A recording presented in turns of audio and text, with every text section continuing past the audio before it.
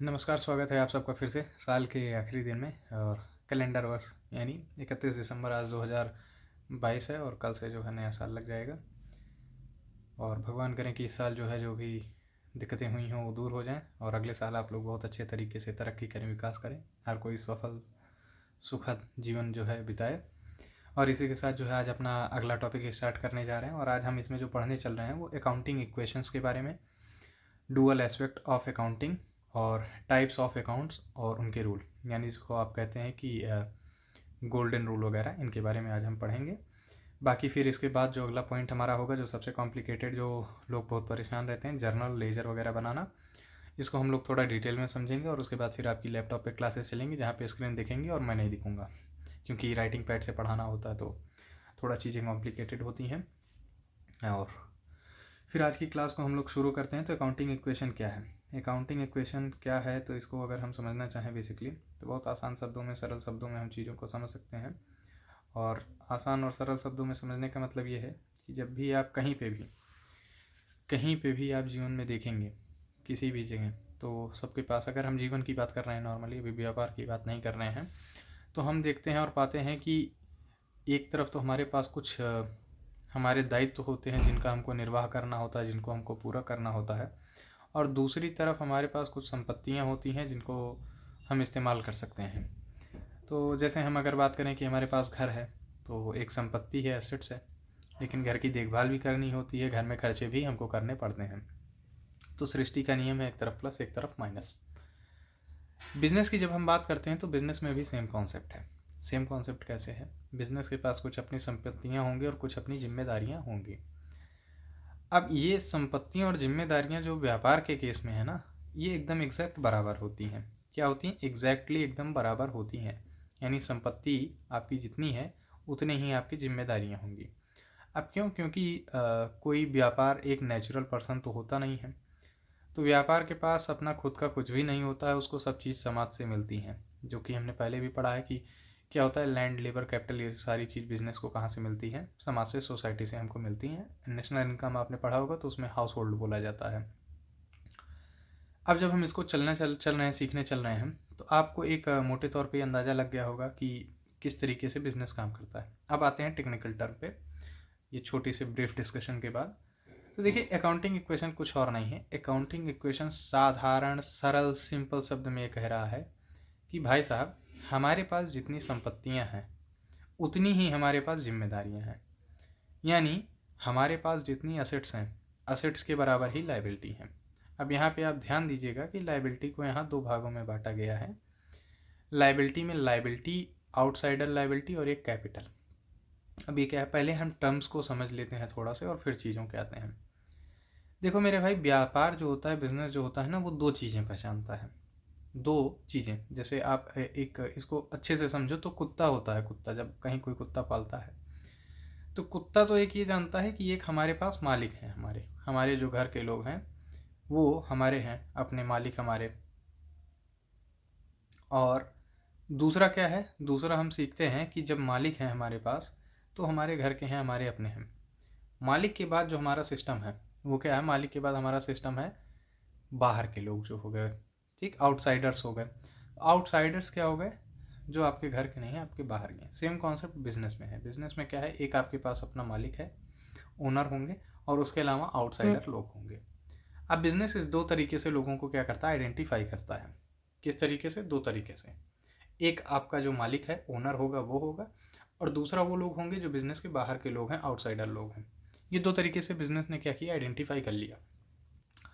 Same concept को अब हम लाइबिलिटी में लगाते हैं, तो यही जो है लाइबिलिटी बिजनेस के लिए है। बिजनेस तो बताएगा ये हमारे खुद के जो मालिक हैं, हमारे जो हमारे दाता हैं, उन्होंने कुछ पैसा हमको दिया है, एक तो वो हमारे ऊपर उधार है साहब, और दूसरा हम बाहर के लोगों से, बैंक से और जो है व्यापारियों से जो उधार लिए हैं, तो वो जिम्मेदारी है हमारे पास। तो बिजनेस ने जिम्मेदारियों को दो तरीके से बांटा है। कितने तरीके से? दो। पहला तरीका क्या है? पहला उसका स्वयं का, उसका जो मालिक है उनसे, और दूसरा जो मालिक के अलावा यानी आउटसाइडर्स हैं उससे। इसको बोलते क्या है? तो जो मालिक से हम लेते हैं वो होगा हमारा लाइबिलिटी में कौन सा पॉइंट? Capital point. और बाकी को हम क्या बोलते हैं? बाकी को हम बोलते हैं आउटसाइड लायबिलिटी। अगर कंपनी के टर्म बात करें तो हम मालिक का जो पैसा कैपिटल को इक्विटी में और डेप्ट में, आउटसाइडर को डेप्ट में बांटते हैं। इन जनरल सोल प्रोप्राइटर और पार्टनरशिप वगैरह के केस में हम कैसे बांटते हैं, तो सिंपली कैपिटल यानी मालिक का पैसा और बाकी सारी आउटसाइडर लायबिलिटी को हम सिंपली लायबिलिटी या आउटसाइड लायबिलिटी के नाम से जानते हैं, यानी दो भाग में हमारी बढ़ गई। असेट्स के केस में ऐसा कुछ भी नहीं है। अब हम थोड़ा समझते हैं अकाउंटिंग इक्वेशन। ये इतना 5 मिनट 6 मिनट का समय क्यों व्यर्थ किया, क्योंकि जब हम अकाउंटिंग इक्वेशन पे डायरेक्ट कूद जाते हैं ना तो हमको अकाउंटिंग इक्वेशन समझ में नहीं आता है। एक बैकग्राउंड जरूरी है। अब एक चीज़ आप समझो कि कोई भी बिजनेस जब खुला होगा, कहीं पे भी आप देखते हो, चाहे आपके गली की किराना स्टोर होगी या कोई कंपनी होगी, कहीं कुछ भी खुला होगा, छोटे से छोटे बड़े से बड़ा बिजनेस, ऐसा तो था नहीं कि रोज कोई रात में सोया होगा और सुबह अचानक से एक बिजनेस प्रकट हो गया होगा। ऐसा तो बिल्कुल भी नहीं हुआ कि एक रात में जो है बिजनेस पूरा शुरू हो गया होगा। बिजनेस जो शुरू होता है वो ऐसे शुरू होता है, बिजनेस में खुद कोई जान नहीं होती, इसलिए उसको आर्टिफिशियल पर्सन बोलते हैं। तो जब कोई कृत्रिम चीज़ है, जैसे गाड़ी है, गाड़ी चलती है, लेकिन चलती कब है, जब मानव उसको जो है पूरा इनपुट से देता है, यानी ह्यूमन जब एक इनपुट देगा तब एक गाड़ी काम करना शुरू करती है। ठीक उसी हिसाब से बिजनेस तब काम करना शुरू करेगा जब उसको एक ह्यूमन इनपुट देगा। इनपुट क्या देगा, इनपुट देगा जब उसको पैसा देगा। इसी पैसे को हम कैपिटल बोलते हैं। आपने अभी तक के डिस्कशन में ये जान ही लिया। अब आप एक चीज़ ये जान के चलो कि बिजनेस में जो भी बिजनेस होगा, बिजनेस में पैसा लगता है तब चीज़ें चलना शुरू होती हैं, बिजनेस काम करना शुरू करता है। और ये पैसा दो तरीके से आता है, दो सोर्स से आता है, जो अभी हमने डिस्कस किया। पहला पार्ट हमने डिस्कस किया कि ओनर की कैपिटल, सेकंड पार्ट हमने डिस्कस किया है जो हमारी आउटसाइडर लायबिलिटी है। यानी ये दो तरीके से कि जो दायित्व होते हैं ये मिल के बिजनेस को पैसा देते हैं। ले भैया बिजनेस, ये तुम्हारे पास पैसा आ गया है, अब तुम अपने नाम पे, क्योंकि तुम्हारे पास पैसा है, पैसे से तुम कुछ भी कर सकते हो। पैसे से कुछ खरीदो, कुछ करना हो, किसी को हायर करना हो, कुछ भी करना हो, A to Z कोई भी काम आपको करना हो, पैसे से काम हो जाएगा। ठीक, तो यानी पैसा कोर चीज़ है। पैसा कौन प्रोवाइड कराता है, पैसा आपका प्रोवाइड करेंगे आपके मालिक या बाहर के कुछ लोग। किसको प्रोवाइड करेंगे, बिजनेस को। बिजनेस के पास भैया पैसा आ गया दो सोर्सों से। कहाँ से, दो सोर्स।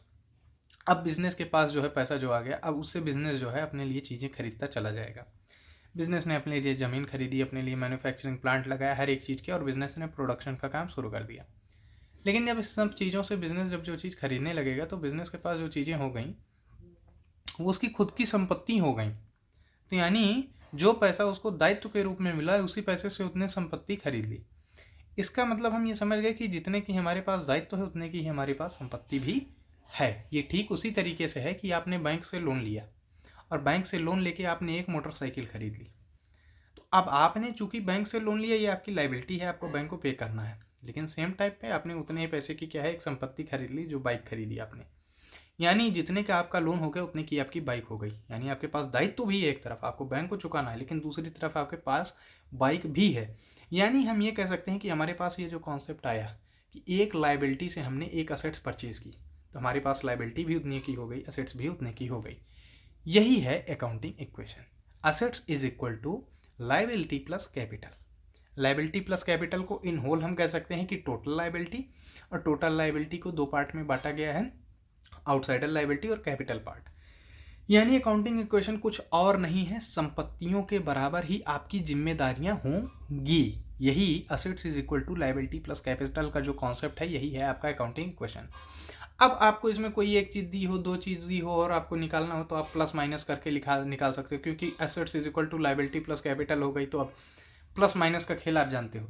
तो जो इस तरीके के क्वेश्चंस होंगे आप देख सकते हो, जैसे assets minus liability is equal to capital, assets minus capital is equal to liability. ये सारी चीज़ें आप जो है अकाउंटिंग इक्वेशंस अपना रख के निकाल सकते हो। तो इन टोटल हमने यही चीज़ समझ ली, बड़े आसानी से आपने पढ़ भी लिया और आपने बिना किसी झंझट के इसको सीख भी लिया। ठीक, तो हमारा यही अकाउंटिंग इक्वेशन है। अब अकाउंटिंग इक्वेशन के अलावा जो है हम आगे बढ़ते हैं। अब इसके कुछ न्यूमेरिकल्स होंगे, तो न्यूमेरिकल्स को बाद में देख के जो है पूरा किया जाएगा, क्योंकि अभी अकाउंटिंग इक्वेशन के चेक करने पड़ेंगे कि न्यूमेरिकल की कितनी ज़रूरत है, क्योंकि बहुत छोटी सी चीज़ है। तो हमने अकाउंटिंग इक्वेशन पढ़ा। डुअल एस्पेक्ट कॉन्सेप्ट को पढ़ते हैं। Dual aspect concept is like double entry system. Dual aspect concept क्या कहता है? डुअल एस्पेक्ट एक कॉन्सेप्ट है अकाउंटिंग का, बेसिकली जो ये कहता है कि देखो हर चीज़ के दो पहलू होते हैं। जैसे कि एस्पेक्ट का मतलब होता है पहलू, डुअल का मतलब दो पहलू होते हैं। दो पहलू का मतलब हमने पहले भी बताया था कि जहाँ दिन है वहाँ रात होगी। पिछली क्लास में भी एग्जांपल देके पढ़ाया था, डबल एंट्री सिस्टम किसे कहते हैं, वही आज फिर से रिपीट हो रहा है। डुअल एस्पेक्ट कॉन्सेप्ट का मतलब ये हो गया कि जब हम कोई ट्रांजैक्शन करते हैं, कोई भी ट्रांजैक्शन बिजनेस में करते हैं, कोई इवेंट घटता है फाइनेंशियल इकोनॉमिक जब इवेंट, तो उसके दो पहलू होंगे। दो पहलू का मतलब ये हो गया कि कम से कम दो अकाउंट जो है, दो अकाउंट आपके उसमें क्या है, एडजस्ट हो रहे होंगे। एडजस्ट होने का मतलब इफेक्ट हो रहे होंगे, जिसपे असर पड़ रहा होगा। अब ये भाई साहब ये क्या वाला है, इनका कहने का मतलब है कि जब आप ट्रांजैक्ट करते हो तो ट्रांजैक्ट करने का मतलब क्या है, आप किसी के साथ ट्रांजैक्ट कर रहे हो। ऐसा नहीं है अकेले में, जैसे आप खुद ही खरीद के खुद ही नहीं बेच सकते हो ना, कि खुद ही खरीदे खुद ही बेच लिए, बिजनेस को खुद खरीद के बिजनेस खुद को अपना सामान बेचा, खुद को अपना सामान खरीदा, ये खुद तो करेगा नहीं। बिजनेस अगर कहीं से खरीद रहा है इसका मतलब किसी बाहर से खरीद के सामान लाया। बिजनेस अगर किसी को बेच रहा है इसका मतलब किसी अगले या पार्टी को उसने बेचा। यानी बिजनेस खुद तो हो गया, एक एक जो है हिस्सा बिजनेस खुद हो गया, और दूसरे हिस्से से बिजनेस जो है ट्रांजैक्ट कर रहा है। कई बार तीन पहलू और पहलू हो सकते हैं। डुअल एस्पेक्ट कॉन्सेप्ट यही कहता है, डुअल एस्पेक्ट कॉन्सेप्ट यही कहता है कि हम जो है दो या दो से अधिक अकाउंट से जब इंटरेक्ट होते हैं, दो या दो से अधिक चीज़ों से इंटरेक्ट होते हैं, तो ये डुअल एस्पेक्ट कॉन्सेप्ट है। जैसे अब ये तो हमने सुन लिया कि क्या है, जैसे कि भाई साहब आपने सैलरी की पेमेंट की, तो सैलरी की पेमेंट में क्या हो गया, पहला पहलू आपका सैलरी, दूसरा पहलू आपका पेमेंट। ठीक, तो यानी सैलरी और पेमेंट दो पहलू हो गए ना, तो इसकी जर्नल एंट्री क्या होगी, जर्नल एंट्री इसकी हो जाएगी salary account debit to cash account. अब यानी आपने देख लिया कि एक तरफ तो सैलरी आपकी इफेक्ट हो रही है और दूसरी तरफ आपका कैश इफेक्ट हो रहा है, तो इसका मतलब हमारे दो जो है अकाउंट यहाँ पे एडजस्ट हो रहे हैं। इसलिए इसको हम डुअल एस्पेक्ट कॉन्सेप्ट बोलते हैं कि कम से कम दो अकाउंट आपके जरूर ही इफेक्ट होंगे। यही डुअल एस्पेक्ट आपका कॉन्सेप्ट है। अब हम अगले चलते हैं आगे टाइप्स ऑफ अकाउंट्स में और गोल्डन रूल्स में। एक्चुअली पीछे की जितनी चीज़ें हैं ना उसको डिटेल के डिस्कशन का मतलब नहीं है। अगर आपको सिर्फ जर्नल एंट्री आ गई ना तो आधी अकाउंटेंसी आपको आ गई। अब चलते हैं सबसे डिबेटेबल टॉपिक जो है हमारा और जिसकी हम हमेशा बात करते रहते हैं, और वो है टाइप्स ऑफ अकाउंट और golden rule. Types of account और गोल्डन रूल में बड़ी आसानी से, बहुत सरल शब्दों में चीज़ों में हम पढ़ते हैं और उसको बहुत आसानी से आप सीख लोगे। देखो, बिजनेस जब ट्रांजैक्ट करता है तो सबसे पहले उसको मिलता है मालिक। कौन मिलता है सबसे पहले, मालिक, जिसने पैसा लगाया। मालिक को देख सकता है कि नहीं, देख सकता है। मालिक कोई इंसान होगा, रमेश, महेश, सुरेश, अजय, मेहरा, कोई भी, ठीक है। तो इसका मतलब जब हम इंसानों की बात करेंगे, क्योंकि इंसान बिजनेस शुरू किया है, इंसान की ही बात करेंगे सबसे पहले। जब हम इंसानों की बात करेंगे, पर्सन्स की बात करेंगे या पर्सन से रिलेटेड चीज़ों की बात करेंगे, तो ऐसे अकाउंट्स को हम कहेंगे पर्सनल अकाउंट, जिसको हम पर्सनल भी बोलते हैं या पर्सनल अकाउंट हम बात करेंगे अकाउंटिंग के टर्म में। तो पर्सनल अकाउंट हम बोलेंगे। पर्सनल अकाउंट मतलब पर्सन का अकाउंट, यानी person plus account, personal account. दूसरा अकाउंट कौन होगा, जब आपने अभी बिजनेस का हमने चेन बताया था, पैसा लिया तो अब आप क्या करोगे, जाओगे सीधे असेट्स का परचेज करोगे। तो यानी जब हम संपत्तियों को परचेज करेंगे, ऐसी चीज़ें जो वास्तविक चीज़ें हैं जिनको हम देख सकते हैं, ये देखने का नहीं, हम इसको कहेंगे, ये देखने और अदृश्य दोनों हो सकती हैं, लेकिन आप एक ऐसी चीज़ कह सकते हो कि जो रियल में जिसका एग्जिस्टेंस हो, ठीक है, जिसका एग्जिस्टेंस है। और ज़्यादातर इसमें हम जो है संपत्तियों की बात करते हैं, तो इसको हम बोलते हैं रियल अकाउंट। रियल का मतलब क्या हो गया, जो वास्तव में है, जो एग्जिस्ट कर रही है, ठीक है। और फिर लास्ट में आता है नॉमिनल अकाउंट। नॉमिनल जैसे नाम से पता है, सिर्फ नाम मात्र का अकाउंट। नॉमिनल अकाउंट यानी नाम मात्र का, जिसका सिर्फ नाम है, एग्जिस्टेंस नहीं है, ठीक। यानी पहले क्या, जिसको हम साक्षात रूप से देख रहे हैं, एक इंसान है, एक मानव है, उसको हम क्या बोल रहे हैं, पर्सनल अकाउंट। फिर उसके बाद क्या आया, जिसका एग्जिस्टेंस है, दिख भी सकता है, नहीं भी दिख सकता है, यानी रियल अकाउंट, यानी एक्चुअल में जो एग्जिस्ट करता है। और तीसरा क्या है, नॉमिनल अकाउंट, जो नाम मात्र का जिसका अकाउंट है, जो अकाउंट तो है लेकिन वो सिर्फ नाम मात्र का है, कहीं एग्जिस्ट नहीं कर रहा, दिख नहीं रहा है। तो अब इसमें हम देखते हैं क्या क्या होगा। पर्सनल अकाउंट में हमने बात कर ली कि इंसान होंगे, रियल अकाउंट में हमने बात कर लिया संपत्तियों की बात होंगी ज़्यादातर मोटे तौर पे। और नॉमिनल अकाउंट की जब हम बात करेंगे तो नॉमिनल अकाउंट में हमारे ज़्यादातर जो है खर्चे आएंगे भाई साहब, खर्चे और आय आएंगे।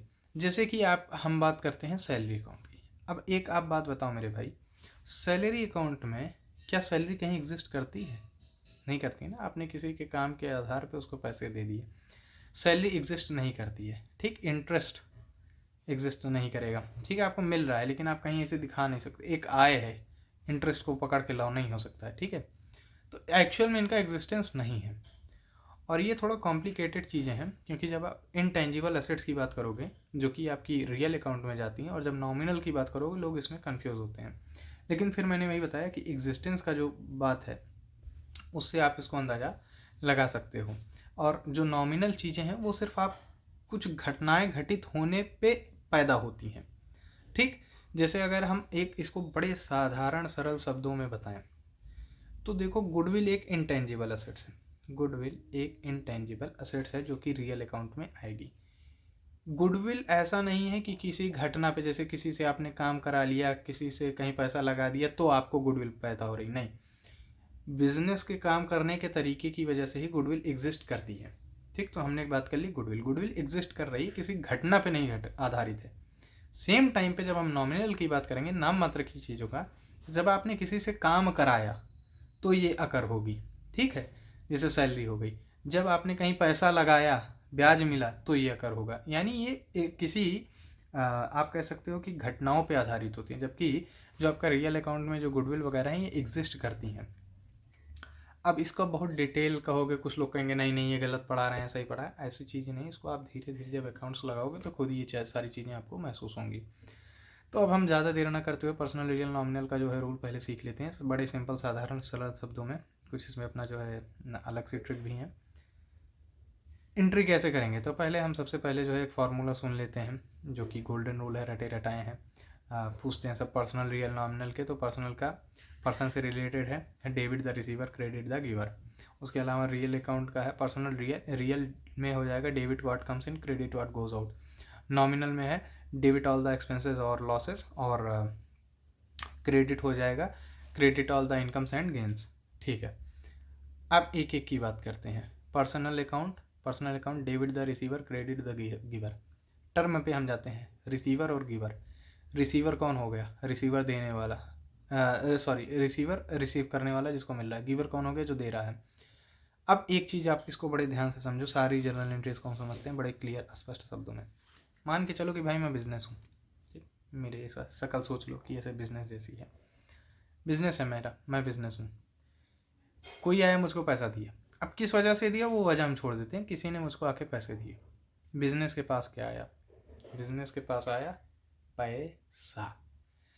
अब बिजनेस के पास अगर पैसा आया, अगर सिंगल एंट्री सिस्टम होता, डुअल एस्पेक्ट पे हम ना जाते, सिर्फ पैसा रिकॉर्ड कर लेते कि पैसा आया, तो कल को जब हमको पैसा लौटाना पड़ता तो कहाँ लौटाते, आसमान में लौटाते कि अफगानिस्तान भेजते या किसी रैंडम अकाउंट में डालते। तो इसका मतलब हमने किसी से पैसा लिया तो पैसा लौटाना पड़ेगा, तो वो आइडेंटिफिकेशन होनी चाहिए ना कि किसको पैसा लौटाना है। हवा में लौटा दोगे, चलती हुई ट्रेन में किसी को पकड़ा दोगे, ऐसे तो लौटाओगे नहीं। इसका मतलब हमको ये आइडेंटिफाई करना पड़ेगा कि जब हम किसी से उधार ले रहे हैं और पैसा आ रहा है, तो हमको उसी टाइम ये इंगित करना पड़ेगा, सूचित करना पड़ेगा, मार्क करना पड़ेगा कि पैसा हम पा कहाँ से रहे हैं। फलाने से पा रहे हैं तो फलाने को ही लौटाएंगे। XYZ से पा रहे हैं, मान के चलो कि सौरभ से हमने पैसा लिया है तो सौरभ को ही हमको पैसा लौटाना है। ठीक, तो ये हम जब पैसा लेंगे तो हमको सौरभ का भी नाम डालना पड़ेगा। यानी डुअल एस्पेक्ट कॉन्सेप्ट क्या है, यहाँ पे काम कर रहा है कि आपको दोनों चीज़ों को रिकॉर्ड करना है। अब बिजनेस है, बिजनेस के पास क्या आया, पैसा आ गया, हम पैसा पा गए। मिला हमको क्या, पैसा। आया क्या, पैसा। किसकी वजह से आया, किसकी वजह से आया, भैया सौरभ की वजह से आया, क्योंकि उधार हमने लिया है। अब सेम जर्नल एंट्री, अभी हम रूल नहीं लगा रहे हैं, अभी हम जर्नल एंट्री समझा रहे हैं अपने तरीके से। मैं हूँ बिजनेस, मेरे पास आया क्या, पैसा। आया किसकी वजह से, सौरभ की वजह से। तो जो जिस चीज़ को मैं पाया हूँ, फ़ायदा आया है, उसको मैं कर दूंगा डेबिट। क्या पाए, कैश पाए। किसकी वजह से पाए, सौरभ की वजह से मैंने पैसा पाया। ठीक, तो क्या होना चाहिए, ये है, मान के चलो कि इधर से भाई साहब, इधर से सौरभ जी ने हमको ये पैसा दिया और ये हमने पैसा ले लिया। मैं बिजनेस हूँ, अब हमारे पास क्या आया, हमारे पास आ गया पैसा। किसकी वजह से आया, ये सौरभ भाई साहब की वजह से आया। तो अब हमारे पास पैसा है, किसकी वजह से, सौरभ की वजह से। हमने क्या पाया, पैसा। तो अब एंट्री क्या होगी, क्या मिला हमको, कैश। कैश मिल गया, कैश अकाउंट डेबिट। ठीक, हमारे पास आ गया कैश अकाउंट डेबिट। किसकी वजह से, सौरभ भाई साहब की वजह से। Saurabh to Saurabh account, Saurabh's account. Personal का रूल क्या कहता है, debit the receiver, credit the giver. Giver को आपको क्या करना है, क्रेडिट करना है। किसने हमको यहाँ पे पैसा दिया है, यहाँ पे गिवर कौन है, सौरभ है। इस एंट्री में कौन क्रेडिट हुआ, सौरभ हुए। यानी हमारा जो मैंने अपने तरीके से बताया और जो ये गोल्डन रूल के तरीके से, दोनों चीज़ से हमारी एंट्री सही हो गई। Debit the receiver, credit the giver. Entry को हम वापस करते हैं कि हमने पैसे का अपना काम कर लिया। जब हमारे पास पैसा आ गया, आज की डेट में हम पैसा सौरभ को लौटा रहे हैं, लो भैया अपनी उधारी ले लो। तो हमने क्या किया, पैसा अब हम दे रहे हैं। बिजनेस से देखो पैसा जा रहा है, पैसा बिजनेस से गया, सौरभ भाई साहब ले लिए। बिजनेस के पास से क्या गया, पैसा गया। सौरभ भाई साहब को क्या हुआ, पैसा मिला। सौरभ को पैसा मिला, किसको मिला, सौरभ को मिला। रिसीवर कौन है, सौरभ। अब एंट्री क्या होगी, अब एंट्री होगी सौरभ से account debit to cash account. Cash क्यों क्रेडिट हो गया, क्योंकि पैसा जा रहा है बिजनेस से, इसलिए क्रेडिट होगा। और सौरभ को पैसा मिल रहा है, इसलिए सौरभ डेबिट होंगे। अब हम बात करते हैं गोल्डन रूल से। पर्सनल अकाउंट क्या कर रहा है, पर्सनल अकाउंट कर रहा है डेबिट द रिसीवर। रिसीवर कौन है, किसको पैसा मिल रहा है, पैसा मिल रहा है भैया सौरभ भाई साहब को। सौरभ भाई साहब हो गए रिसीवर। तो सौरभ से account debit to cash account. और जब पहली बार उन्होंने दिया था तो वो गिवर थे, तब क्या एंट्री हो गई, cash account debit to Saurabh से अकाउंट। यानी जो हमारा पर्सनल अकाउंट का कॉन्सेप्ट है, डेबिट द रिसीवर और क्रेडिट द गिवर, वो हमने समझ लिया। अब दूसरा कॉन्सेप्ट हम समझ रहे हैं, दूसरा कॉन्सेप्ट हम समझने चलते हैं। पर्सनल के बाद हमने रियल यानी जो एक्चुअली एग्जिस्ट करते हैं। अब ये पैसा एग्जिस्ट कर रहा है कि नहीं कर रहा है, एग्जिस्ट कर रहा है ना, सामने दिख रहा है आपके सामने, ये आप देख रहे हो, ये एग्जिस्ट कर रहा है। ठीक, एक असेट्स भी है। पैसा क्या होता है, कैश असेट्स होती है। अब हम बात करते हैं क्या है, रियल अकाउंट का debit what comes in, credit what goes out. अभी हमने भाई साहब क्या एंट्री की थी, जब सौरभ भाई साहब ने हमको पैसा दिया था तो हमने कहा था कैश अकाउंट डेबिट। क्यों, debit what comes in, debit what comes in, cash account debit, ठीक, टू सौरभ से account. Credit what goes out, credit what goes out. अब जब पैसा हमने सौरभ भाई साहब को उधार लौटाया था तो क्या हुआ था, पैसा यहाँ से ऐसे ऐसे ऐसे ऐसे करके चला गया। क्रेडिट व्हाट गोज आउट, यानी हमने जो बाहर जा रहा है इसको हमने क्या किया, आउट, ये गया, यानी ये पैसा बिजनेस से चला गया, इसको हमने क्रेडिट किया। एंट्री क्या हुई थी, फिर से ध्यान करो। अब दोनों एंट्रीज को हम पर्सनल को और रियल को एक साथ लेके चलते हैं। सौरभ भाई साहब से बिजनेस को जब पैसा मिला तो एक तरफ तो हमारे पास क्या आ रहा है, पैसा आ रहा है बिजनेस के पास, यानी रियल अकाउंट इन हो रहा है। ठीक, तो आपके पास डेबिट व्हाट कम्स इन, तो ये तो डेबिट हो जाएगा। और दूसरा कॉन्सेप्ट क्या लगा था, क्रेडिट हमको करना होता क्रेडिट द गिवर, यानी सौरभ भाई साहब गिवर है। तो हमारी एंट्री क्या हो गई थी, हमारी एंट्री हो गई cash account debit to Saurabh से अकाउंट। तो हमारा पर्सनल का और रियल का कॉन्सेप्ट लगा। जब हमने पैसा दे दिया तो बिजनेस से क्या हो रहा है, पैसा जा रहा है, यानी रियल अकाउंट है। ठीक है, रियल अकाउंट है, ये चीज़ बाहर जा रही है। क्रेडिट व्हाट गोज आउट, यानी इस बार कैश क्या होगा, क्रेडिट होगा। और किसको मिल रहा है, सौरभ भाई साहब को। तो पर्सनल की जो है क्या था, डेबिट द रिसीवर, तो रिसीवर डेबिट हो गए, सौरभ से account debit to cash account, यानी ये हमारी जर्नल एंट्री हो गई। अब बात करते हैं भाई साहब नॉमिनल अकाउंट की। नॉमिनल अकाउंट की अब आप एक बड़ा अच्छा एग्जांपल बताते हैं। खर्चे आते हैं, खर्चे, इनकम्स, गेंस, लॉसेस, एक्सपेंसेस। ठीक है, तो अब एक चीज़ ध्यान से समझो। अगर हम कैश की बात कर लेते हैं, कैश से अभी समझते हैं, जर्नल एंट्री में हम आसानी से समझ लेंगे बाकी चीज़ों को, अभी कैश के बेसिस पे हम समझते हैं। तो हमारा नॉमिनल अकाउंट होता है ऐसे अकाउंट्स जो खर्चों से रिलेटेड होते हैं, लॉस से रिलेटेड होते हैं, और जो इनकम और गेन से रिलेटेड होते हैं। आप फ़ोन रिचार्ज कराते हो, जिस डेटा के बेसिस पे आप चल रहे हो, चाहे वाईफाई से चल रहा होगा आपका, चाहे किसी के मोबाइल डेटा से चल रहा होगा, ये आपको कब मिला होगा, जब आपने रिचार्ज कराया होगा। यानी एक तरीका का आपने खर्चा किया है जिसके बेसिस पे आप एंजॉय कर पा रहे हो। अब क्या हो रहा है, आपके पास एंजॉयमेंट आ रहा है, किसकी वजह से आ रहा है, खर्चे की वजह से आ रहा है। ठीक, यानी आपने फ़ायदा उठाया, एंजॉयमेंट, मस्ती का फ़ायदा उठाया, आप ये यूट्यूब देख रहे हो, बाकी चीज़ें देख रहे हो, इसकी वजह से। अब आप जब ये देखे होगे तो इसके लिए आपने खर्चा किया, एक्सपेंस है। अब हमने इसकी एंट्री क्या पढ़ी थी, रूल क्या था, डेबिट द एक्सपेंसेस और लॉसेस और credit all the incomes and gains. अब आपने जब रिचार्ज किया तो आपके चाहे खाते से पैसा गया होगा, चाहे खाते से पैसे जाने को हम वर्चुअल कहेंगे और कैश पेमेंट को हम रियल कहते हैं, तो समझने में थोड़ा आसान होगा। तो आप मान के चलो कि किसी दुकान पे जाके मोबाइल रिचार्ज कराए अपना। जब भाई साहब आपने रिचार्ज कराया तो रिचार्ज के बदले में आपने क्या दिया, पैसा। तो पहले हम रियल अकाउंट को देख लेते हैं। Real account, credit what goes out, यानी कैश हमारा क्रेडिट होगा, ये तो पता हो गया हमको। क्रेडिट काहे करोगे भैया, काहे करोगे, अरे भाई साहब रिचार्ज कराए हैं, यानी रिचार्ज आप कराए हो इसलिए कर रहे हो ना। रिचार्ज क्या है आपके लिए? खर्चा है। खर्चे में क्या जुड़वाते हो? तेल भराए, रिचार्ज कराए, सब्जी लाई, सब क्या है, सब खर्चे में यही सब तो जुड़वाते हो। तो यही खर्चा हो गया ना। तो खर्चा करते हो, खर्चा मतलब किसी चीज़ पे आप खर्चा किए, उसका फ़ायदा उठाओगे और उसके बदले में पैसा दिए। तो अब जब आपने रिचार्ज किया तो रिचार्ज में क्या हो गया? Recharge account debit to cash account. Cash गया था, ये तो अभी हमने सीख लिया। अब रिचार्ज अकाउंट डेबिट क्यों हुआ? क्योंकि रिचार्ज ही खर्चा है। और अभी हमने क्या पढ़ा था? डेबिट द एक्सपेंसेस और लॉसेस। तो यानी ये हमारा खर्चा क्या हो गया? डेबिट हो गया। इसको हमने क्या किया? Recharge account debit to cash account. अब इनकम्स क्या हो सकती हैं भाई साहब? भाई साहब, हमने किसी को पैसा उधार दिया था। क्या दिया था? पैसा उधार दिया था और उसने हमको ब्याज दिया।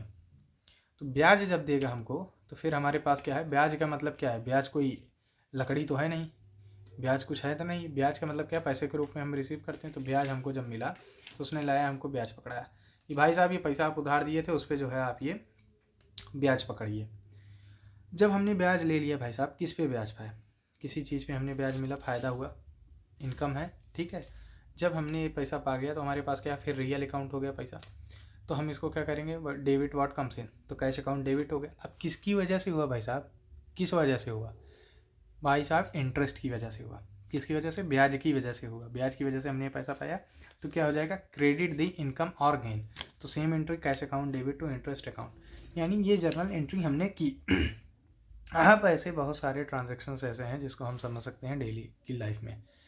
आपने मौसी से अपने पैसा उधार ले लिया, मौसी से पैसा उधार ले लिया तो आपके पास पैसा आ गया। किसकी वजह से आया? आपको ये आइडेंटिफाई करना पड़ेगा, ठीक है। आपको जब पैसा लौटाना होगा तो आप किसको लौटागे, इसलिए आपको आइडेंटिफाई करना होगा। तो यानी 2 एंट्री आपको करनी पड़ेंगी, 2 लोगों की। 2 एंट्री नहीं, 1 एंट्री करनी पड़ेगी, 2 अकाउंट करने पड़ेंगे। डुअल एस्पेक्ट हो गया। क्यों? क्योंकि आपको जब लौटाना पड़ेगा तो आपको ये पता होना चाहिए कि किसको लौटाना है। तो यानी हमारे पास कैसा है? कैश क्या है? रियल अकाउंट है। तो डेबिट व्हाट कम्स इन, तो कैश अकाउंट डेबिट हो गया। और मौसी को आपको देना है, हैं? तो credit the giver, debit the receiver, credit the giver. तो हमारे पास क्या हो गया? कैश अकाउंट डेबिट टू मौसीज अकाउंट। आपने सब्जी खरीदी, सब्जी क्या है? खर्चा है, खर्चा है ना, ठीक है। आप उसका फ़ायदा उठाओगे, सब्जी लाओगे घर पे बनाओगे, फ़ायदा उठाओगे। तो क्या हो जाएगा? Vegetables account debit to cash account. Petrol भराया, क्या है? खर्चा है। उसके बाद गाड़ी में तेल घुमा के आनंद उठाओगे, मज़ा उठाओगे, ठीक है, आप फ़ायदा पाओगे। तो फ़ायदा पाने के लिए, कुछ पाने के लिए कुछ खोना पड़ता है कि नहीं खोना पड़ता है? तो वही जो पाने के लिए जो खोगे वही एंट्री होगी। जो पाने के लिए जो पाए हो वो डेबिट होगा और जो खोए हो उसके बदले में वो क्रेडिट होगा। तो मज़ा पाने के लिए, मज़ा कैसे पाओगे? जब पेट्रोल भराओगे तभी तो मज़ा पाओगे। गाड़ी पे यूँ ऐसे ऐसे घूम घूम घूम करके घूम रहे हो शहर भर पहले गियर में। तो ये जो मज़ा है ये कैसे मिलेगा? ये मज़ा जो है तभी मिलेगा जब पेट्रोल भराओगे। तो पेट्रोल जो है, मज़ा पाने के लिए आपने पेट्रोल भराया तो petrol account debit, petrol expenses account debit to क्या गया? मज़ा पाना है, कुछ पाने के लिए कुछ खोना पड़ता है। क्या खोए? 500 रुपये के नोट खो दिए। तो अब उनकी बात नहीं कर रहा हूँ मैं जो 20-20 रुपये पेट्रोल भराते हैं, उनके लिए नर्क में अलग से प्रावधान है। तो हमारे पास जो है क्या हो जाएगा? एक्सपेंसेस अकाउंट, यानी ये जो हमारे खर्चा हुआ है petrol expenses account debit to cash account. इस तरीके की कुछ जर्नल एंट्रीज भी अभी हम पढ़ेंगे और हमने अकाउंट्स को पढ़ भी लिया और समझ भी लिया। फिर भी कोई डाउट है तो नीचे कमेंट सेक्शन में बताइए। और जो है ऐसे ही और भी बहुत सारे कॉन्सेप्ट हैं इस तरीके से। यूट्यूब पे शायद ही कहीं पे वीडियोस अवेलेबल हो। जो जर्नल एंट्री आएगी वो अभी और फनी होंगी और बहुत ही अच्छे तरीके से, कॉन्सेप्चुअल तरीके से है। अगर ऐसे ही जो है सब्सक्राइबर्स और व्यूज़ के प्यार मिलते रहेंगे तो थोड़ा और लोगों को इन्वॉल्व करके अपनी टीम बड़ी करके जो है मैं वीडियोस को और बढ़िया से बनाऊंगा। और गारंटी है अगर आप लोग पढ़ते हो अच्छे से तो सिर्फ इससे जो है जर्नल एंट्रीज और बाकी सारी अकाउंटेंसी आपको समझ में आ जाएगी। कहीं भागने की ज़रूरत नहीं है। आज के लिए इतना ही। Thank you very much.